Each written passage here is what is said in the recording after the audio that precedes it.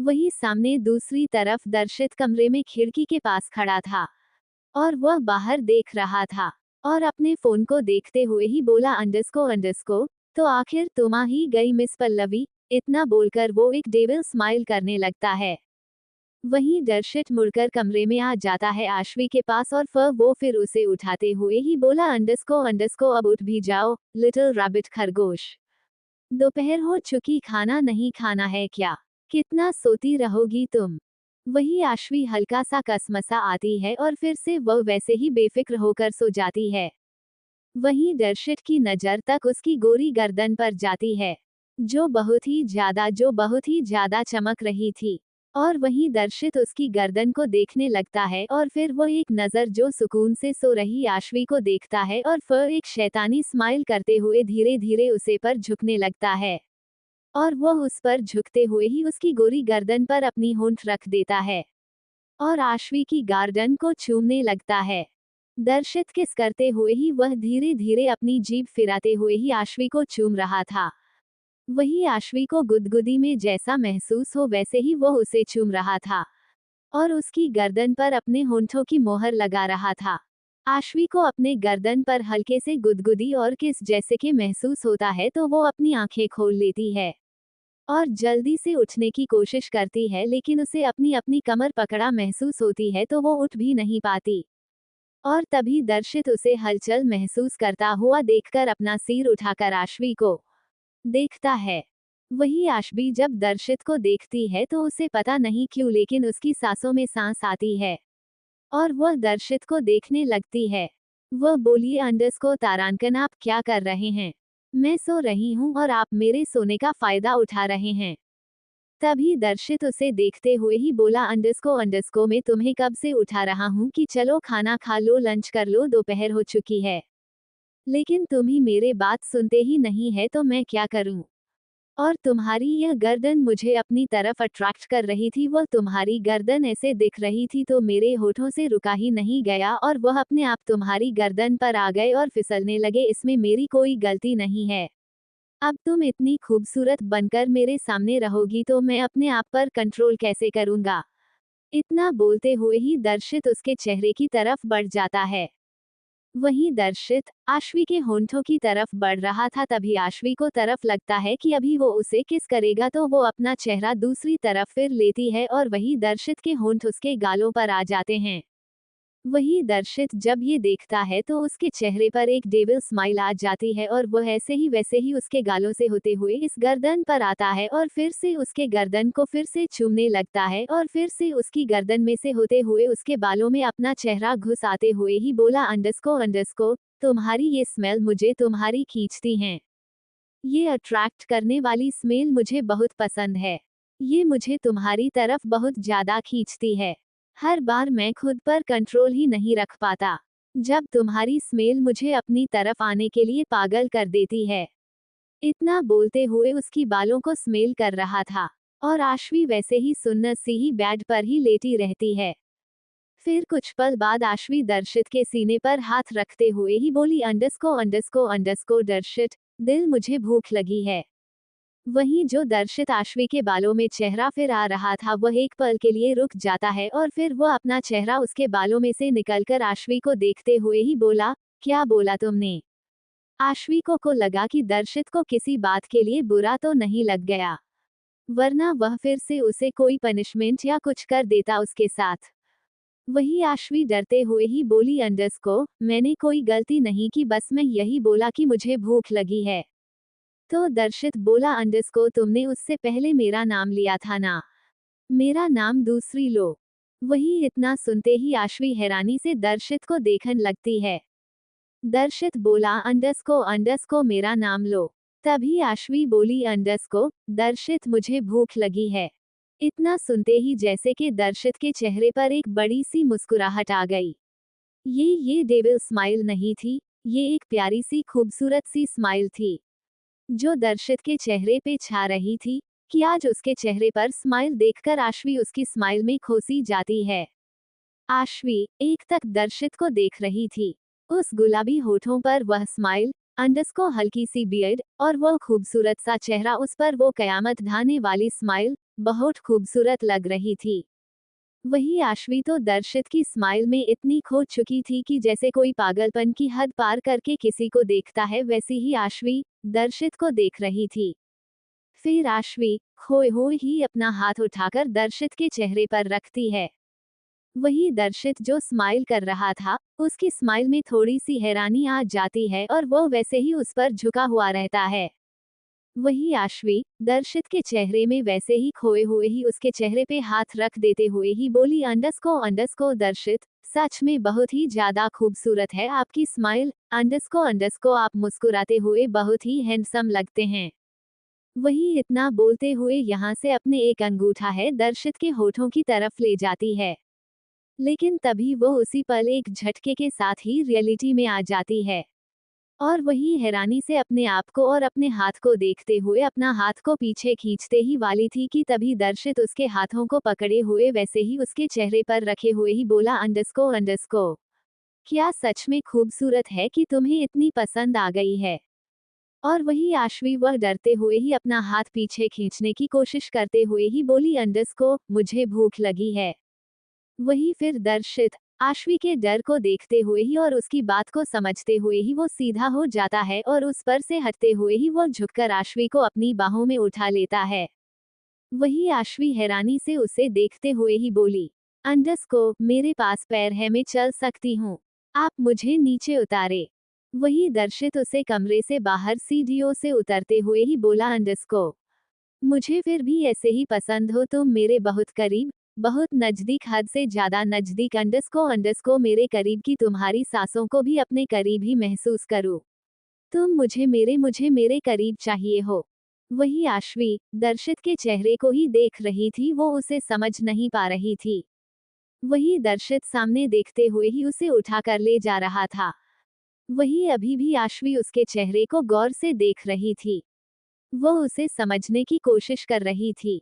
तभी दर्शित उसे देखते हुए ही बोला, अंडस्को ऐसे मत देखो, तुम्हारे से देखने से मुझे तुम खुद अपने अपने करीब आने पर, मेरा कंट्रोल खोने पर मुझे मजबूर कर रही हो। अगर तुम मुझे ऐसे ही दिखती रहोगी तो हम दोनों साथ में लंच तो नहीं करेंगे, लेकिन लंच के सिवा बहुत कुछ कर सकते हैं, क्या ख्याल है। इतना बोलते हुए दर्शित आश्वी को एक आंख मार देता है। वही आश्वी झेप जाती है और वह अपने नजरें उस पर से हटा लेती है। फिर दर्शित उसे डाइनिंग टेबल पर ले जाकर बैठ देता है और खुद भी उसके पास ही बैठकर उसने जो बाहर से मंगाया हुआ खाना था उसको सर्व करता है और फिर खुद वह प्लेट में से एक चम्मच भरकर आध्वी के चेहरे की तरफ बढ़ाते हुए बोला, अंडस्को मुंह खोली। आश्वी बोली, अंडस्को मैं अपने आप से खा लूंगी। तभी दर्शित बोला, अंडस्को मैंने कहा मुंह खोलो। वही आश्वी फिर वो निवाला खा लेती है। वही दर्शित उसे खिलाने लगता है। दशहर ऐसे ही उसे खिला रहा था, तभी आश्वी बोली, क्या आप नहीं खाएंगे, आपने खा लिया। तब तो दर्शित उसको देखते हुए ही बोला, अंडस्को तारांकन फिलहाल तो मेरा इरादा तुम्हें खाने का है। इतना सुनते ही आश्वी चौक पर उसे देखने लगती है। तभी दर्शन बोला, डोंट वरी तुम्हें नहीं खाऊंगा, लेकिन अभी अभी अच्छे से खाना खा लो। वही वो खाना खाने लगती है। वहीं दूसरी तरफ अंकित एक गार्डन में बैठा हुआ था और ये वही गार्डन था जब वह आश्वी और अंकित दोनों पहली बार मिले हुए थे। इसी गार्डन में उन दोनों की पहली मुलाकात थी और उसे पहले मुलाकात से ही अंकित मोहब्बत में गिर चुका था और उसे पहले ही नजर का प्यार हो चुका था। वही अंकित की आंखों से आंसू बह जाते हैं, लेकिन वह एक मर्द था, मर्द की आंखों से आंसू बहाना शोभा नहीं देता, इसलिए वह जल्दी से अपने आंखों से आंसू पोंछने लगता है। वो अपने आप को कंट्रोल करता है और अपनी आंखों से बह रहे आंसुओं को रोक लेता है और अपने आंसुओं को पोंछ लेता है। तभी उसके पास आकर कोई बैठते हुए ही बोला, अंडस्को दिल का दर्द अगर बाहर निकल जाए तो ही अच्छा रहता है, यूं घुटकर रहने से ज्यादा बेहतर होता है। एक बार अपने दर्द को आंसू के जरिए बहने दीजिए। वही तभी अंकित हैरानी से अपने पास में देखता है तो वहां पर एक लड़की बैठी हुई थी और यह कोई और नहीं बल्कि आराध्या ही थी। आराध्या आश्वी के लिए बहुत ज्यादा परेशान थी और उसे समझ नहीं आ रहा था कि वह क्या करे। उसने अम्मा जी को भी कॉल करके बता दिया था कि आश्वी भी कुछ दिन उसके साथ ही रहेगी, क्योंकि अभी उसे ऑफिस का बहुत सारा वर्क एक साथ करना है। तो भी फिलहाल वह उसके साथ रह रही है।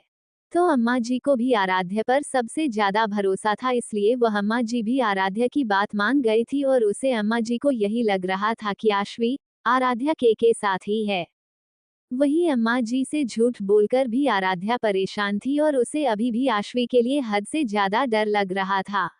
आराध्या को डर था कि कहीं दर्शित आश्वी को चोट ना पहुंचा दे। अन दोनों ने भागने की कोशिश की थी, वह और आश्वी के लिए दर्शित के पागलपन की कोई हद ही नहीं थी। और आराध्या ने पहले ही देख लिया था कि दर्शित आश्वी के लिए कितना पागल हो चुका है, उसे वह खुद से दूर जाने ही नहीं देगा कभी।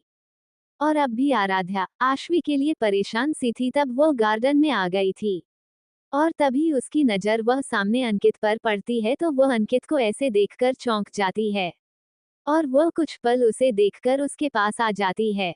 आराध्या अंकित को देखते हुए ही बोली, अंडरस्को सच कह रही हूँ, ये दर्द सच में अंदर बहुत ही ज्यादा दर्द देगा। इस बहने दीजिए कि बाहर निकल जाए तो दिल हल्का महसूस हो जाएगा। तभी अंकित आराध्या को देखते हुए ही बोला, अंडरस्को जब दर्द दिल का होना तब वह दर्द भी इतना ज्यादा गहरा जख्म देता है कि वह जख्म शायद कभी नहीं भरता, वो घाव बनकर रह जाता है। वही आराध्या है रानी से अंकित की बातों को सुनने लगती है। तभी अंकित फिर से बोला, अंडरस्को मैंने कभी सोचा नहीं था कि मोहब्बत में इतना ज्यादा दर्द मिलता है, वरना मैं कोसों दूर रहता है, इस मोहब्बत से मुझे नफरत हो रही है। वही आराध्या हैरानी से ही अंकित को देखते हुए ही बोली, अंडरस्को मतलब मोहब्बत से मोहब्बत में आपको धोखा मिला है। तभी अंकित बोला, अंडरस्को इसमें धोखे की क्या बात है, अगर मोहब्बत दो तरफ होती तो शायद ही धोखा खाता मैं। लेकिन यह मेरी एक तरफा मोहब्बत ने मुझे इतना दर्द दिया है कि शायद इस दर्द से मुझे लगता है कभी नहीं उभर पाऊंगा। आज मेरा दिल इतना दर्द कर रहा है कि मुझे बस इतना समझ में आ रहा है कि मुझे सुसाइड करना है। इतना सुनते ही आराध्या है रानी से अंकित को देखते हैं और फिर वो उसके बोले हुए शब्द को सुनकर वह जल्दी से उसके मुंह पर हाथ रखते हुए ही बोली, अंडरस्को चुप हो जाए, ऐसा मत बोलिए। अभी आपकी उम्र ही क्या है और आप ऐसा बोल रहे हैं। वही अंकित हैरानी आराध्या को देखता है और फिर अपने मुंह पर रखे हुए उसके हाथ को। वही आराध्या को भी पता चलता है कि उसने कुछ ज्यादा ही कर दिया। वह अपना हाथ उसके मुंह से हटाते हुए ही बोली, अंडरस्को सॉरी, लेकिन मैं आपको बस इतना कहना चाहती हूँ कि आपके घर पर आपकी मम्मा, आपके पापा की, आपकी बहन और सब लोग का इंतजार कर रहे होंगे। और आप ऐसा सोच रहे हैं भगवान ना करे आपको कुछ हो गया तो उन सब का क्या होगा, आपने कभी सोचा भी है कभी? अंकित अपना सिर झुकाते हुए ही बोला, अंडरस्को लेकिन मेरा दिल हद से ज्यादा दर्द कर रहा है और मेरा ये जख्म शायद ही भरने वाला है अब तो। ये जख्म जिंदगी भर के लिए ऐसे ही ताज़ा ही रहेगा, ये शायद कभी नहीं भरेगा। तभी आराध्या उसे देखते हुए ही बोली, अंडरस्को वक्त के साथ हर जख्म भर जाते हैं। तभी अंकित बोला, अंडरस्को जिसे देखकर ही दिल इतना दर्द कर रहा है वो किसी और की हो चुकी है और वही मेरी नजरों के सामने ही किसी और की बाहों में रहेगी, तो मेरा जख्म कैसे भरेगा, मुझे समझ में नहीं आ रहा। तभी आराध्या को समझ नहीं पा रही थी कि अंकित के साथ हुआ क्या है। आराध्या कुछ सोचते हुए ही बोली, अंडरस्को मतलब कि आप जिससे मोहब्बत करते हैं वह आपके किसी करीबी की मोहब्बत बन चुकी है। तभी इतना सुनते ही अंकित अपना सिर और झुकाए हुए चेहरा झुका लेता है और उसकी आंखों से एक कतरा आंसू बह जाता है। वही आराध्या उसे ऐसे देखकर वह समझ चुकी थी कि शायद ऐसी ही कोई बात है। वही आराध्या भी अंकित को पहले ही नजर में उसे दिल दे चुकी थी, लेकिन अभी इस हालत में अंकित देखकर आराध्या को भी अपने दिल में एक दर्द हो रहा था। आराध्या का भी दिल दर्द कर रहा था। आराध्या को पता नहीं था कि अंकित किसी और से मोहब्बत करता होगा या फिर वह इतना दर्द में भी कभी हो सकता है और इसी हाल में इस हालत में कभी उसे मिलेगा। लेकिन फिर वह भी उसे अंकित को संभालना था, इसीलिए वह खुद को संभालते हुए ही अंकित के कंधों पर हाथ रखती है। लेकिन तभी एक झटके के साथ ही अंकित आराध्या को अपने गले से लगा लेता है और उसके गर्दन में अपना चेहरा छुपा लेता है। वहीं आराध्या बार हैरानी से सुन्न सी रह जाती है। तो अब क्या होगा आगे जानने के लिए मेरी चैनल के साथ जुड़े रहिए और सब्सक्राइब कीजिए।